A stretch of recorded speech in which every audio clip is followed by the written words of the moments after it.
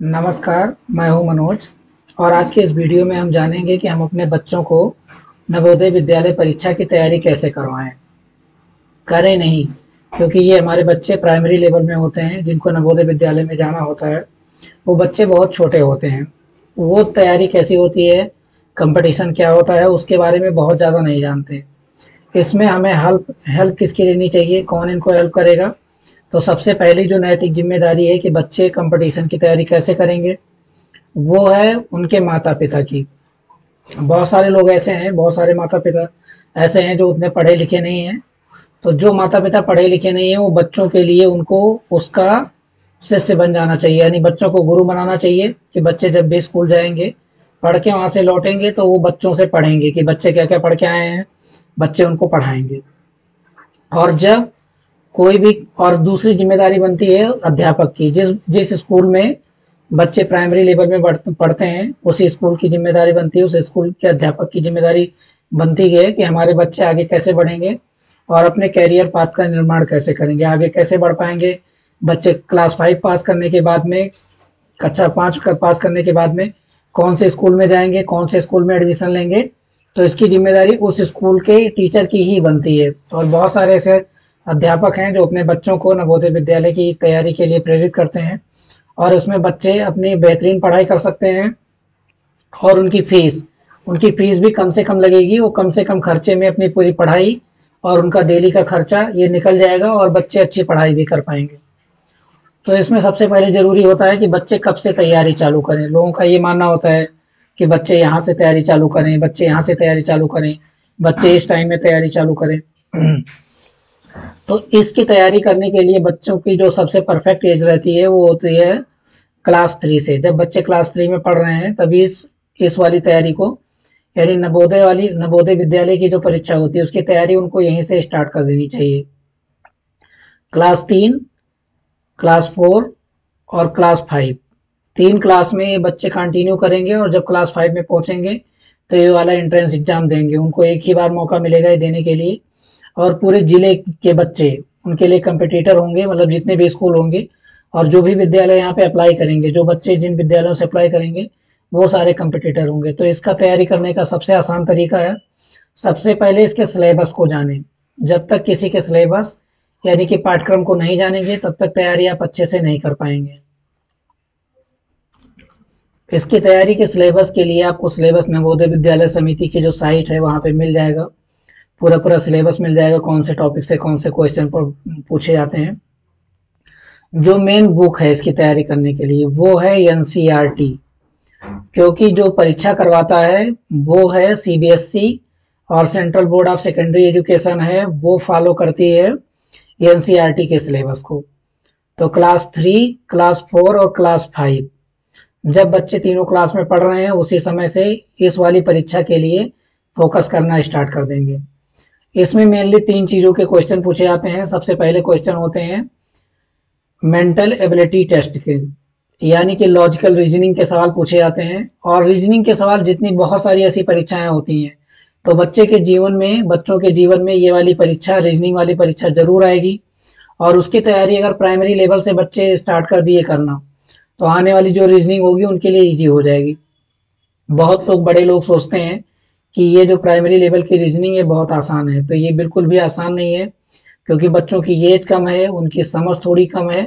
तो बड़े लोग उस रीजनिंग को आसानी से समझ जाते हैं। उन बच्चों के लिए यही वाली रीजनिंग सफिशियंट है, इनको ये छोटी छोटी रीजनिंग समझने में बहुत दिक्कत होती है। उसके बाद में जो दूसरा सब्जेक्ट आता है वो मैथमेटिक्स, यानी कि गणित के सवाल पूछे जाते हैं। और तीसरे जो सवाल आते हैं वो भाषा के सवाल आते हैं, और ये मेनली हैं क्लास 6 के लिए एंट्रेंस एग्जामिनेशन के लिए। तो यही 3 सवाल पूछे जाते हैं।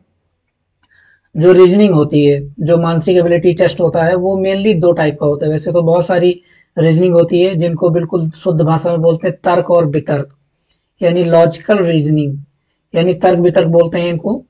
तो ये तर्क वितर्क 2 टाइप के होते हैं, एक होता है वर्बल और एक होता है नॉन वर्बल। नॉन वर्बल का मतलब होता है जो बोल के ना बताया जा सके, और वर्बल का मतलब होता है जो बोल के समझाया जा सके, बता के बोला जा सके, बताया जा सके।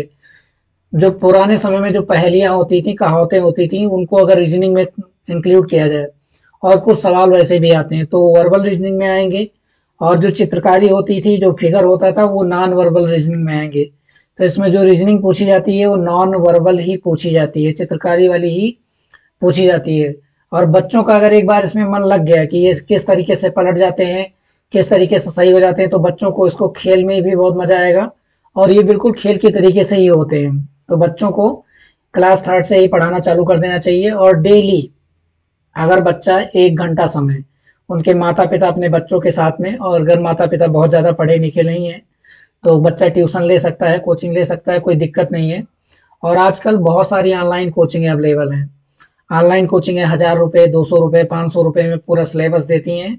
बहुत ज़्यादा महंगे नहीं है। तो उनके माता पिता जिनके बहुत ज़्यादा पढ़े लिखे नहीं है, या जिनके पास टाइम नहीं है, वो अपने बच्चे को ये वाले सिलेबस दिलवा के, ये वाला सिलेबस दिलवा के उनके साथ फिर भी टाइम देना पड़ेगा। क्योंकि ये बच्चे अपने आप नहीं पढ़ पाएंगे। उन बच्चों के साथ में, उन टीचरों के साथ में अध्यापकों को भी, माफ कीजिएगा, जो हमारे गार्जियन है, अभिभावक हैं, जो माता पिता हैं, उनके उनको भी इस कोचिंग के साथ में इंटरेक्ट करना होगा, तभी जाके वो बच्चे पढ़ेंगे और अच्छा कर पाएंगे। मैथमेटिक्स के लिए उनको अलग से मेहनत करने की बिल्कुल ज़रूरत नहीं है। वो क्लास थर्ड, क्लास फोर्थ और क्लास फिफ्थ इसी की मैथ पढ़नी है। और भाषा में जिस भाषा को सिलेक्शन करते हैं, जो उनकी क्षेत्रीय भाषा है, हिंदी है तो हिंदी, तमिल है तो तमिल, पंजाबी है तो पंजाबी, जिस भाषा में अपनी प्राइमरी की पढ़ाई कर रहे हैं उसी भाषा पे फोकस करना है। भाषा के लिए जो मेनली सवाल पूछे जाते हैं वो होते हैं, एक गद्यांश दिया होता है या पद्यांश दिया होता है, और उस गद्यांश को बच्चे ध्यान से पढ़ेंगे और उससे कुछ ऑब्जेक्टिव टाइप के क्वेश्चन पूछे जाते हैं। तो वो गद्यांश अपठित भी हो सकता है, या बच्चे कभी कोई स्टोरी पढ़े तो पठित भी हो सकता है। मेनली वो अपठित ही रहता है।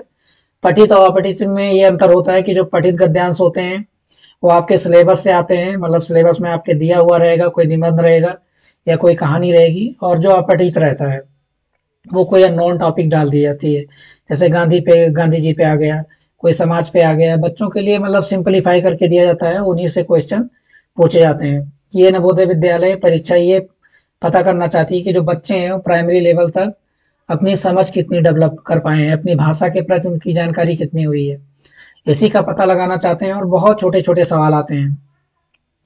और जो दूसरा मैथमेटिक्स होता है वो क्लास 3, क्लास 4, क्लास 5, कक्षा 3, कक्षा 4, कक्षा 5 के ही सवाल इसमें मेनली पूछे जाते हैं। अलग से कोई सवाल बिल्कुल भी नहीं आता है, इन्हीं से ये सारे सवाल होते हैं। और सबसे मेन चीज जो होता है वो रीजनिंग होता है। रीजनिंग क्यों मेन होता है? रीजनिंग इसलिए मेन होता है क्योंकि ये हमारे सिलेबस से थोड़ा सा हटके होता है। कोई स्कूल, कोई कॉलेज अपने सिलेबस में रीजनिंग बिल्कुल भी नहीं पढ़ाता।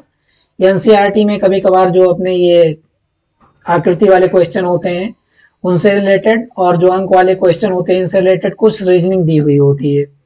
तो हम इस रीजनिंग के बारे में एक थोड़ा सा आइडिया दे देते हैं कि कैसे कैसे रीजनिंग आते हैं और किस तरीके से सवाल पूछे जाते हैं। तो जो लोग कम पढ़े लिखे लोग भी हैं, अगर एक बार इन सवालों पे ध्यान देंगे, इन सवालों पे थोड़ा सा ध्यान लगाएंगे, तो अपने बच्चों को आसानी से इन सवालों को बता सकते हैं वो लोग।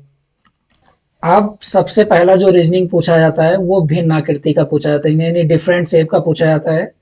उसमें क्या होता है कि एक आकृति दी हुई रहती है और बगल में 4 आकृति उत्तर में और दूसरी आकृति दी हुई रहती है, और उनसे ये पूछा जाता है कि कौन सी आकृति जो है इनसे भिन्न है, जो मेल नहीं खाती है, और उन छोटे बच्चे को उन्हीं भिन्न आकृति को निकालना होता है। ये रीजनिंग के पहले टाइप के सवाल होते हैं। दूसरे वाले जो सवाल होते हैं समान आकृति यानी सेम फिगर के दिए जाते हैं।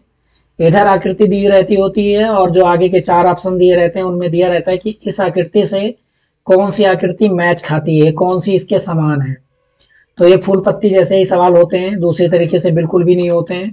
तो समान आकृति उन बच्चों को पहचानना होता है, और जब बारीकी से बच्चे धीरे धीरे करके वो वाले सवाल लगाना चालू करेंगे तो उनको वो चीजें समझ में आ जाएंगी। अगला जो क्वेश्चन उसमें आता है वो होता है आकृति पूर्ति का, यानी कि फिगर कंप्लीशन का होता है, और उसमें फिगर को कंप्लीट करना होता है। पहले ऐसे थोड़ा सा कंप्लीट किया रहेगा, अगले में पूरा कंप्लीट किया रहेगा, और उसमें ये रहेगा कि जो फुल कंप्लीशन होगा उसके लिए हम कौन सी आकृति इसमें जोड़ देंगे तो आकृति हमारी पूरी बन जाएगी, या किसके साथ में कौन सा मैच खाता है। तो इस टाइप के सवाल होते हैं, वो भी ज़्यादा मुश्किल नहीं होते हैं। अगर बच्चे को धीरे धीरे करके बताया जाएगा तो वो चीज़ उनके समझ में बिल्कुल आता हुआ चला जाएगा। अगला होता है सीरीज, यानी कि श्रृंखला।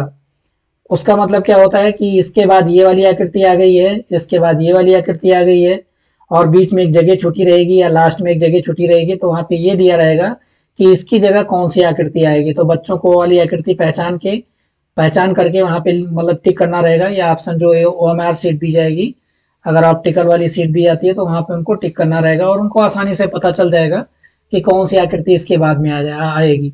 अगला होता है एनालॉजी यानी सदृशता, यानी एक सवाल में एक फिगर दिया रहेगा और उसके समान में कौन सा अगले जो 4 ऑप्शन दिए उसमें कौन सा सेम है, वो वाली आकृति बच्चों को पहचाननी रहेगी।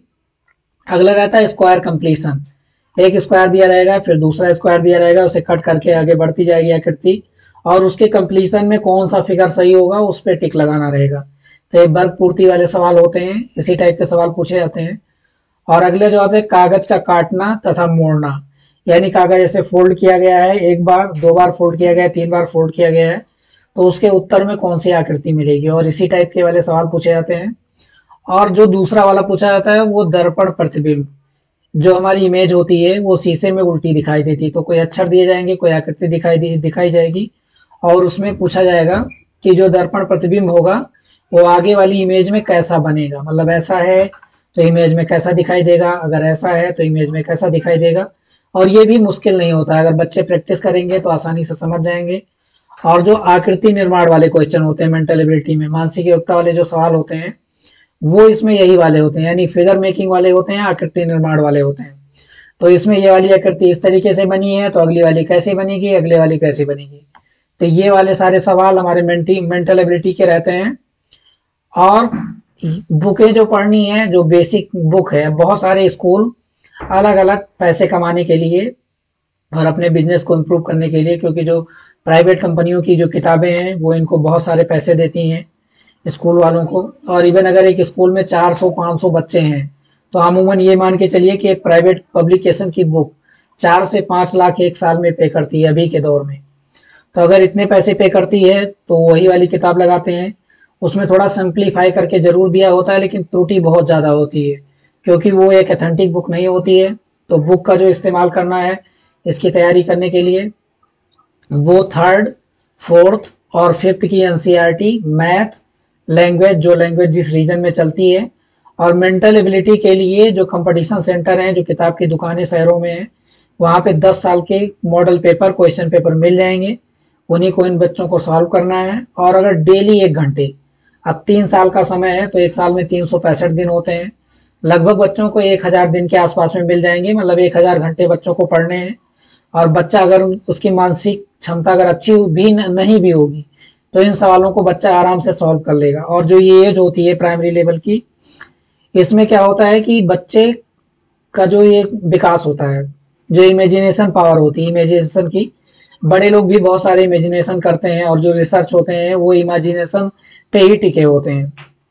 वो भी हमारी लाइफ में, जैसे कोई आसमान में, मैं बहुत सारे पोस्ट देखता हूँ फेसबुक पे, वहाँ पे आसमान में कोई देख के बोलता है कि शंकर की मूर्ति छपी हुई है, कोई बोलता है कि अल्लाह का घोड़ा है, कोई बोलता है कि गॉड की फोटो है। वो इमेजिनेशन है, होता कुछ भी नहीं है, लेकिन हमें वैसा दिखाई देता है। तो अगर ये इमेज वाले सवाल बच्चे सॉल्व करेंगे तो कंपटीशन पास करें ना करें, लेकिन उनका दिमाग, उनकी बौद्धिक क्षमता जो है बहुत तेज हो जाएगी।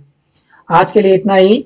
तो अपने बच्चों के कंपटीशन की तैयारी करवाने के लिए, नवोदय विद्यालय में भेजने के लिए, अगर आप इस पैटर्न पे तैयारी करेंगे तो आपके बच्चे जरूर सफल हो जाएंगे। आज के लिए इतना ही, मिलेंगे अगले वीडियो में एक नई टॉपिक के साथ में, तब तक के लिए जय हिंद।